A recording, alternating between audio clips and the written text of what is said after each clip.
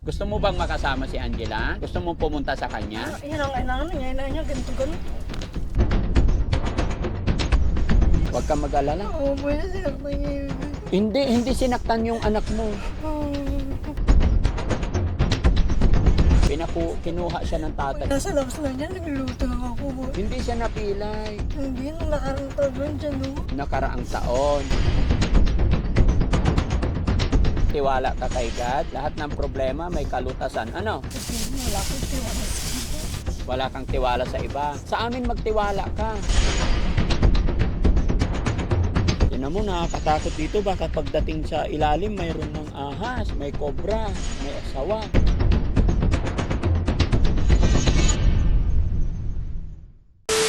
Yun mga kababayan, mga kabarangay, no? Isang mapagpalang hapon po sa atin lahat. After po natin makuha si Angela sa bahay ni Nanay Cathy at nadala na rin natin sa pagamutan. After noon mga kababayan, nagsabi pa rin yung kamag-anak ni Nanay Cathy na nagwawala daw mula nung kinuha natin yung kanyang anak.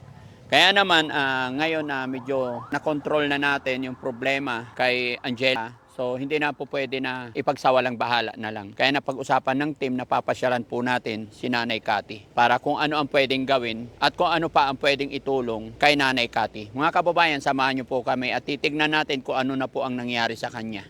Tara, let's go. Ay, samahan niyo ako, babanatan ako eh. Kayo mauna. Ayan.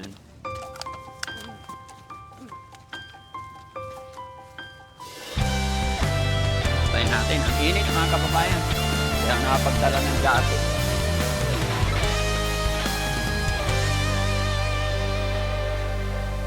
May umaga na parang wala ng pag-asa. Gabi, di mo alam kung saan kakapit. Ngunit may tinig na maririnig. At kahit gaano kabigat ang mundo, may kamay na aabot sa'yo. Di ka nag-iisa, may karamay ka. Daddy Frankie, nandyan sa'yo. Ang tunay na kaibigan, tutulong sa iyo. Daddy Frankie, handang sumalot ng mga luwang di mo na kayang itago.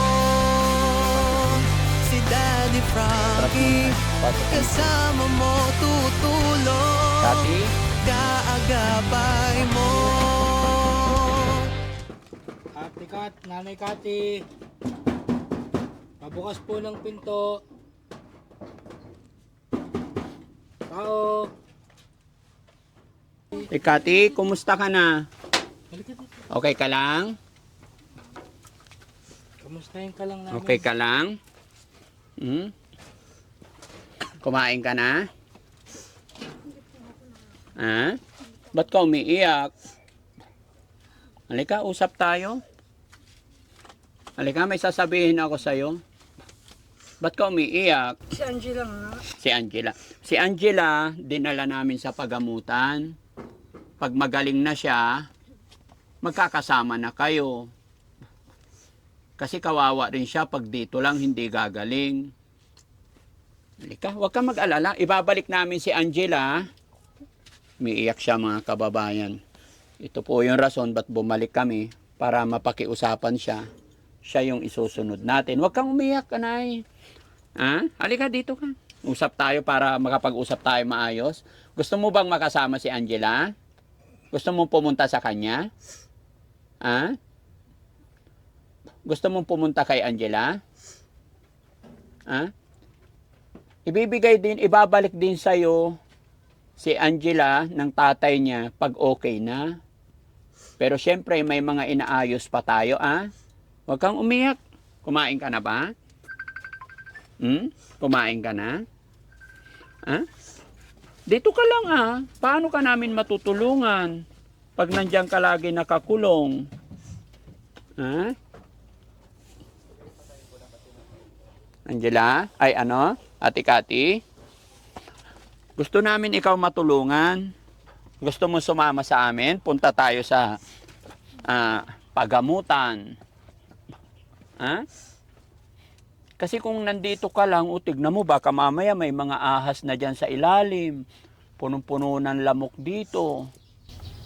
Kung nga dyan sabi nga iahas, tapos away ka. Hindi ba kayo magamit ko dyan ha? Ha? Asaan yung nanay mo? Tignan mo, oh. Dito na lahat. Ha? Hintay ko ang anak ko eh. Hinihintay mo yung anak mo. Sabi ko niya, Saan galing yan? Sige lang, kain ka lang. sabi na nilalason ko kayo. Ha? Nakain na, tinabutan ko kayo. Kung sabi niya, nilalason ka. Nilalason. Hindi po. Hindi kami nag-iisip ng ganyan. Kumain na kasi kami. Eh, sabi mo nga, may na-around siya. Yan ang kailangan niya, yan niya, ganto-ganto. Ha? Huwag ka na umiyak. Pasensya ka na. Gagawin namin ng paraan para matulungan ka rin namin, ha? Ha? Huwag ka na umiyak. Hindi mo lang ibalik sa, pinakuha mo sa papa niya. Ha? Yung papa niya ang kumuha. Ano? Sino? Siya. Anong ginawa niya sa'yo? Ha? Huwag ka mag-alala. Oo, mo yan, sinaktan niya yun. Hindi sinaktan yung anak mo.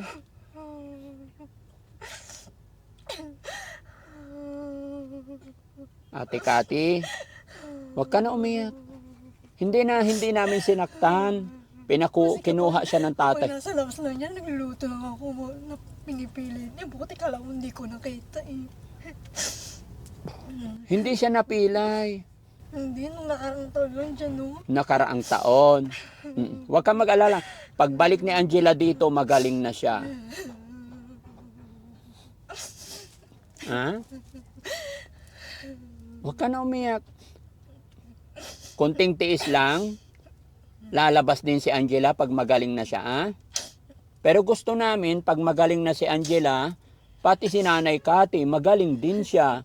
Para makapagsama na kayo, makapamuhay kayong dalawa ng normal, no? Sayang kasi bata pa kayo. Ha? Magtiwala ka sa amin. Magtiwala ka kay God. Lahat ng problema may kalutasan. Ano? Wala akong tiwala sa iba. Wala kang tiwala sa iba. Sa amin magtiwala ka. Ha? Tinan mo, nakakatakot dito. Baka pagdating sa ilalim, mayroon ng ahas, may kobra, may asawa. Sobrang may asawa. Walang asawa. Baka lingkisin ka na dito. Doon kapag ano, nandiyan na. Nandiyan na, paano na, maggagamot na daw. Sino nagbigay ng pagkain mo? Lola niya. Yung lola niya? So, kinuha ng papa niya, kako ayaw maniwala. Opo, kinuha, dinala sa pagamutan, ha? Pumunta kami dito, tignan yung kalagayan mo.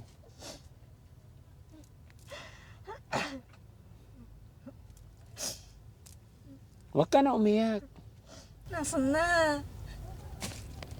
Sabi mo ko, hindi ka dyan. Pag magaling na siya, ibabalik namin siya, okay? Ha? Gusto mo sumama na sa amin? Para dalhin ka rin namin doon sa pagamutan? Dalhin ko na.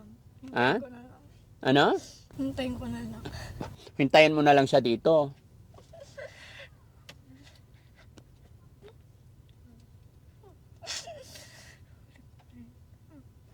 Pero bago ibibigay sa iyo si Angela, kailangan pati ikaw madala rin sa pagamutan natin.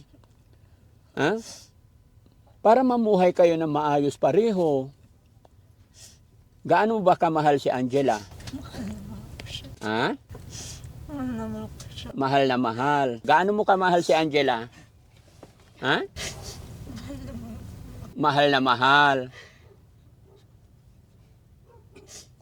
Huwag kang umiyak. Ha? Tutulungan ka namin. Basta makikooperate ka lang.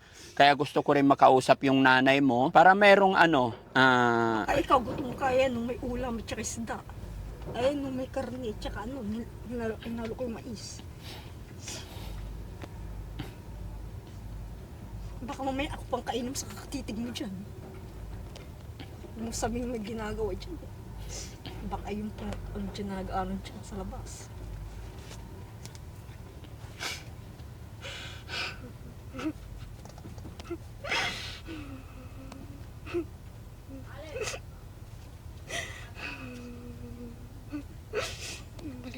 Pabalik mo siya dito. Oo, ibabalik namin siya, ah. Pagkalabas niya sa pagamutan, ah. Sabi ni tatay, pumunta ka daw doon sa bahay nila. Ano? Pinuntahan mo doon si Angela? Huwag kang mag-alala, nasa pagamutan siya, ah. Okay? Kung gusto mo siyang makita, Sasabi mo sasarap. Masasarap siya. Hindi.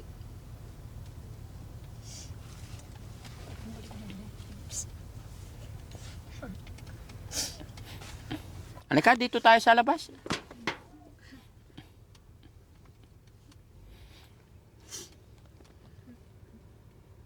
Ito yung kalagayan niya mga kababayan, kaya tinignan namin siya. Chinek namin yung sitwasyon kasi nag-message ang ibang yung kanyang pinsan na pumunta daw doon sa bahay ng kanyang asawa. Yung kinaroroonan ni Angela, yung unang pinagdalhan. Bagamat hindi niya na inabot si Angela doon dahil dinala na ng pagamutan. No? Pero gusto rin namin mga kababayan na dalhin din si nanay sa pagamutan para makapamuhay ng normal. Dahil kung sakasakali loobin ng Panginoon mga kababayan na si Angela ay magaling na, ay hindi rin pwedeng ibalik sa kanya. I'm sure hindi papayag ang tatay na ibalik si Angela dito na ganito ang kalagayan ng nanay. No? Kasi hindi niya po maalagaan ng maayos. Naaalagaan ko siya kasi kapag naglilinis ako, nandito na siya nakahiga. Tapos kapag hindi na ako makapaglaba, tatabihan ko na siya. Tapos kami, maglalamaw ako. Siyempre, ayun niya rin ako, super sunod niya ako. Hindi niya maalagaan yung anak niya ng maayos mga kababayan. Maalaga ako kaysa dyan mga dyan. Paano sabihin? Siyempre, personal na naiingit ako ganyan-ganyan. Yung lula pa kanyang kakausapin na para pinapapasok ka ngayon, alam mo yung matang ka na dyan. Tingnan mo kung hindi ko pa ngayon, sinambunan, nanapin niya na. Kaya bro, hinilit ko pa nga dito. Pero ate Kati, hindi pwedeng habang buhay nandyan lang na hindi nakapag-aral yung anak mo. Di ba? Ay naku, hindi kami nagko-COVID dito. Ha? Hindi kami COVID. Diyan ang COVID. Kaya nga sabi niya, hindi nga ako para mag-COVID, sabi niya. Nanay niya. Patong-patong na lahat mga kababayan. Pati mga basura. Ito yung attitude ng mga ganitong pasyente mga kababayan. Pinagsasama, marumi, malinis. Basta magkakasama na yan. Kaya hindi talaga pwede. Actually mga kababayan, sabi po ng ibang mga tao dito, si Angela po ay walang problema sa pag-iisip. Kaya lang itong nanay lang talaga ang may problema. Kaya ganito po yung sitwasyon. Daddy, gutom ka. Hindi ako gutom. Ikaw? Ay, baka pinipintasan mo yung luto ko. Hindi. Kumain na kami. Ikaw kakain, may kanin ka? Ano? Sinangag ko, tira ko pa yan. Ay, nagsangag ikaw. Pero konti ka lang, binawasan ko dyan. Ayan, patong-patong. Sige lang, lagay mo lang dyan, ha? Kumain, kaya ako magkumain. Ate, tinignan namin ang sitwasyon mo. Lumalabas ka ba para bumili ng pagkain? Balik mo na dito. Muna ako, babalik mo na dito. Babalik mo na dito.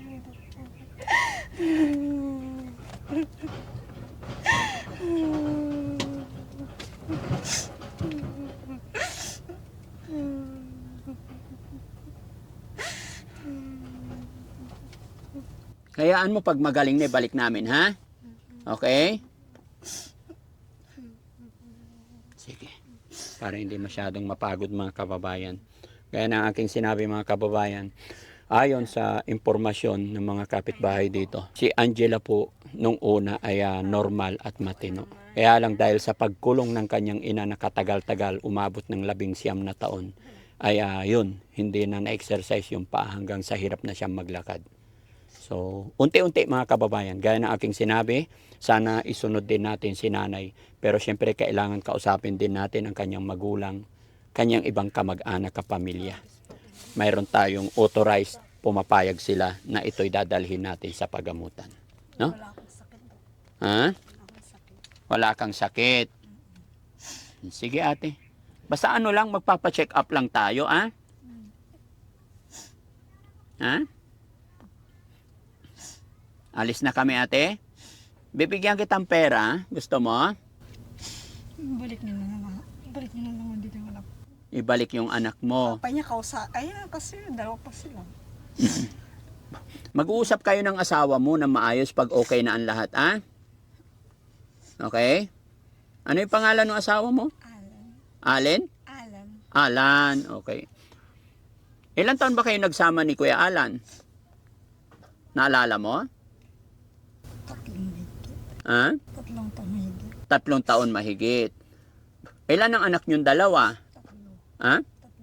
3 yung anak niyo. Alam niya mga kababayan, 3 po yung anak nila, puro babae. No? Okay, so babalik kami dyan, ha? Ba't yung iba mong anak hindi mo pinapunta dito? Sa kanya. Ha? Nasa kanya rin. Ay, nasa kanya. Kaya si Angela lang yung nasa iyo. Ngayon, huwag kang mag-alala kasi nasa mabuting kalagayan silang lahat, ha? Sabihin na baka nandito na wala pa. Hindi, nandoon si Angela sa tatay niya. Inaalagaan niya. Okay? Huwag kang mag-alala. Babalik din yun pag normal na, pag okay na ang lahat, ha? Kaya kailangan ikaw magpagaling ka rin, ano? Para makuha mo yung anak mo, ano? Okay? Sige, alis na ako, ha? Apir muna.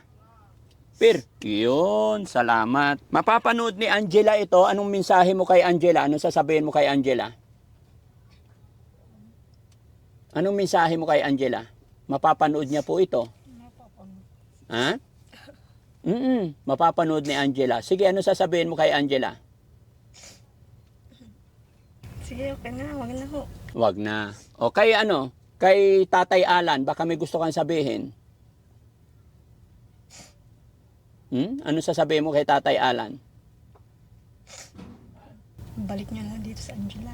Ibalik lang niya si Angela. Sige, sasabihin ko sa kanya, ha? Pero bago niya ibabalik, kailangan ipagamot muna, kaya hintayin mo siya, ha? Okay? Sige, alis na po kami. Naninili kang pera. Ha? Kailangan trabaho. Magtrabaho yan. Magtrabaho si... So, yun mga kababayan. At least nakita natin yung sitwasyon. Gaya na aking sinabi, makikipag-communicate pa tayo kung sino pwede natin kausapin para magawan din natin ang paraan. At least mga kababayan, nakapagsimula na tayo magmula kay Angela and then kay Nanay Cathy.